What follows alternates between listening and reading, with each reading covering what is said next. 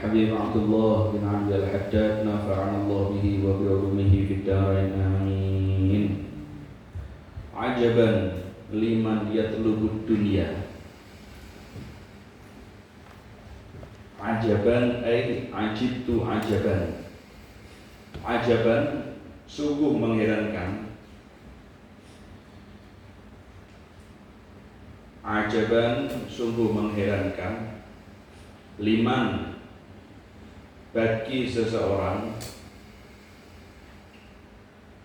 yaqlubu yang mencari itu man. Yaqlubu yang mencari itu man ad-dunya kepada dunia. Ad-dunya kepada dunia. Wa huwa dalam keadaan adapun man wawunya itu halia. Adapun huwa adapun man min tahsiliha untuk mendapatkan dunia. Untuk mendapatkan dunia ala wahmin adalah atas keraguan. Ala wahmin adalah atas keraguan.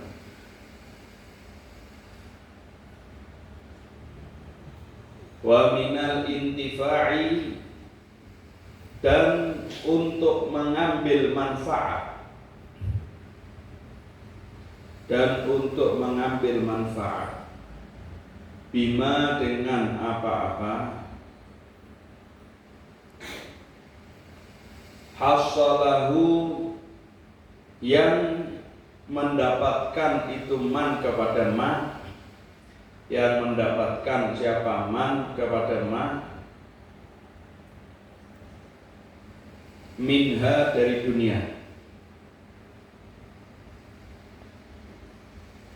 ala syakin adalah atas keraguan.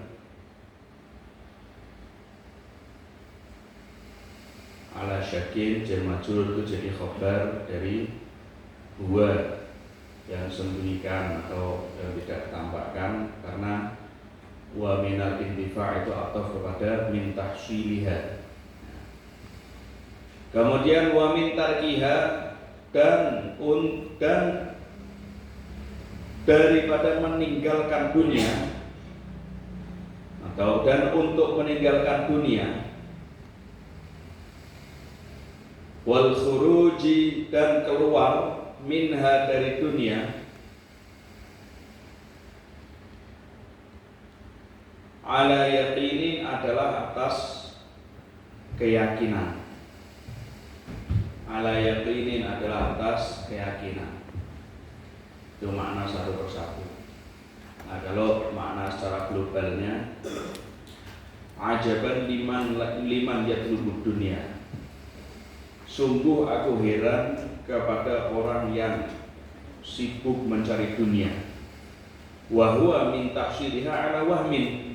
Padahal mendapatkan dunia baginya itu adalah suatu hal yang tidak pasti. Nah, suatu hal yang tidak pasti. Bisa aja dapat, bisa aja enggak. Nah, ada kemungkinan dapat, ada kemungkinan enggak. Dan mengambil manfaat dari apa yang dia dapatkan, yaitu dari dunia, itu juga enggak pasti. Nah, itu juga tidak pasti. Sedangkan meninggalkan dunia, keluar daripada dunia, itu adalah hal yang pasti. Itu adalah hal yang pasti. Nah, ini Al-Habib Abdul Haddad, beliau ini heran sama orang yang mencari dunia. Padahal dunia itu sifatnya adalah dunia haqirah. Dunia haqirah, dunia itu remeh. Nah, dunia itu remeh, hina. Nah, tapi gimana banyak sekali orang-orang yang sibuk terhadap hal yang remeh tadi, sehingga dia meninggalkan suatu hal yang istimewa. Ya, sampai ini di syarah ini ada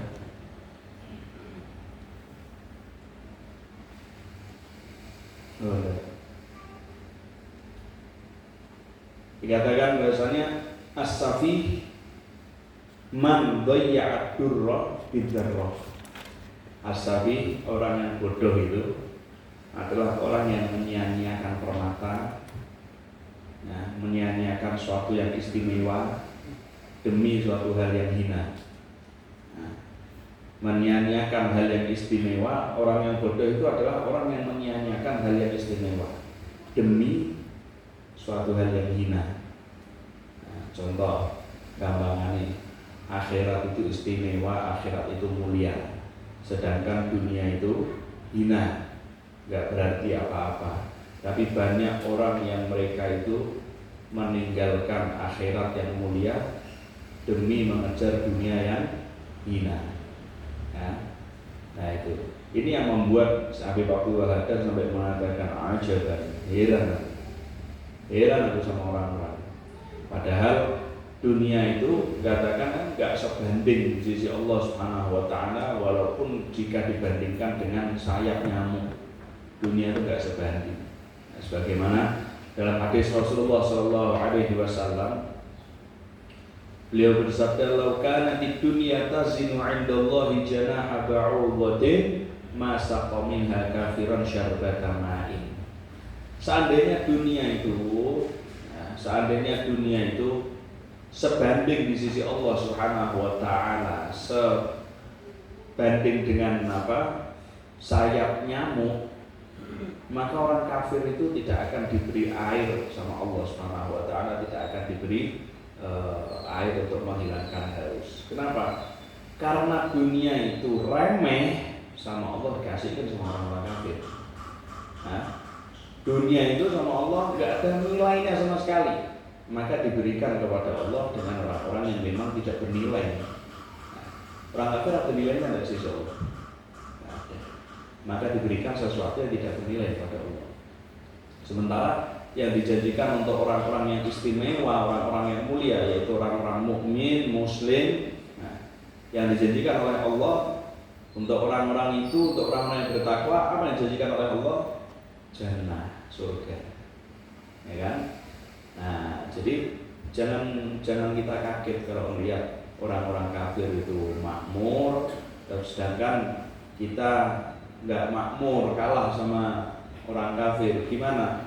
Ad-dunya sijnul mu'min wa jannatul kafir. Nah, dunia sijnul mu'min. Sijnun apa sijnun? Penjara. Nah, dunia itu penjara bagi orang mukmin. Tapi dunia itu adalah surganya orang kafir. Jadi jangan rasa gumun. Delok orang kafir kok makmur menerusan dunia ini rasa gumun. Tapi gini, jangan terus kemudian ente lebih milih gak punya apa-apa. Jangan. Ya.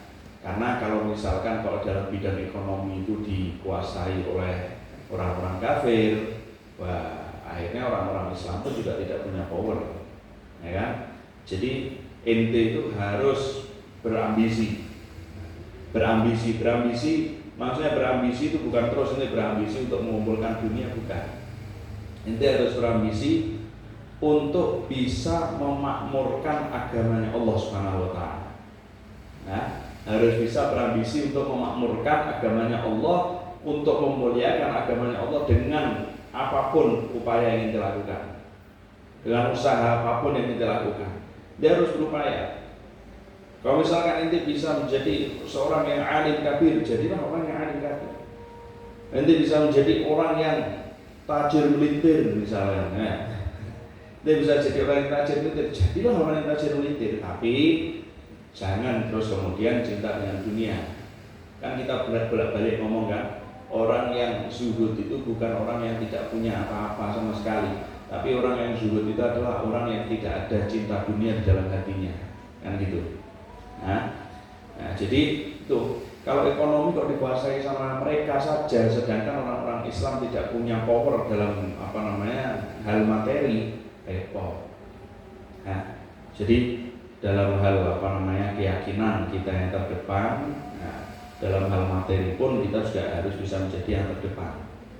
Nah, mudah-mudahan insya Allah ini santri-santri Nurul Mustafa insyaallah dadi wong sing alim, dadi wong sing sugih-sugih kabeh. Amin ya rabbal alamin. Sugih bondo, sugih api. Amin ya rabbal alamin.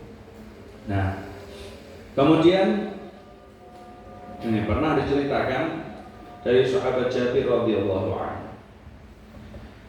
Suatu ketika Rasulullah Shallallahu Alaihi Wasallam berjalan ada di pasar. Nah, kemudian saat itu ada di pasar Madinah.